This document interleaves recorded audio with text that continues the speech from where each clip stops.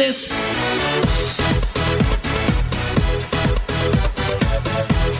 Welcome back, TPR Nation. This is the co-host, Micah Shalansky, talking to you today. Today, we have a special mini pod talking about tips from the trenches. I wanted to get in here and talk a little bit about some questions that I have. I'm going through Surge. By the time this airs, I'll probably have just wrapped Surge up. And I just got a lot of great questions working with clients. So I wanted to take some of them and share them with you. And today, I want to talk about pay raises in retirement.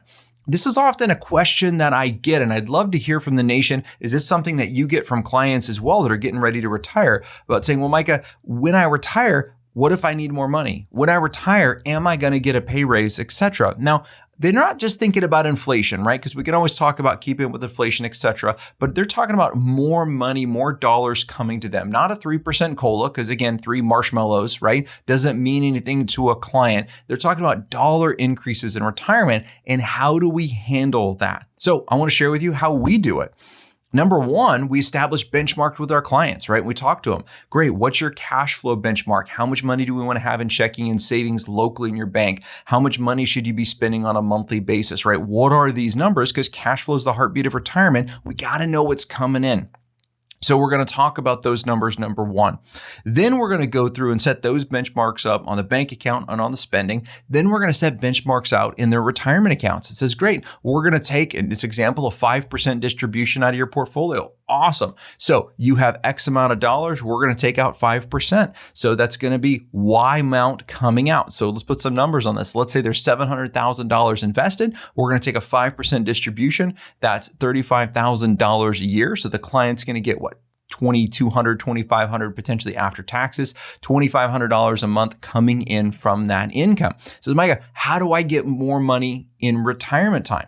And one of the things I say was we want to allow for pay raises in retirement. Now, and personally speaking on the planning side, I'm always a little bit leery when I tell clients they can spend more money in retirement. I'm a little concerned they're going to start spending sooner than what they should be. So what I like to do is set up our benchmarks and say, Mr. and Mrs. Client, we've got it set up. So from your account, you're going to be able to take out $2,500 a month. It should last you the rest of your life. With your other income coming in, that's $8,000 a month. And you said this should be comfortable, right? Okay, wonderful. I'm glad to hear that.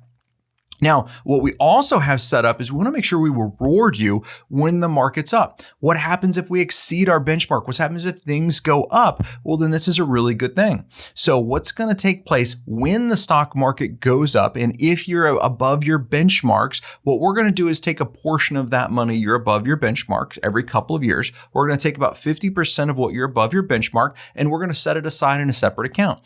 Now, you can use this for travel. You can use this for projects. You can use it for whatever you would like, but it's going to be kind of a special bonus account that's here. So you still got your $8,000 a month to live on. That income's going to be coming in. You should have a comfortable life with that, but you have an extra pot of money when the markets are up.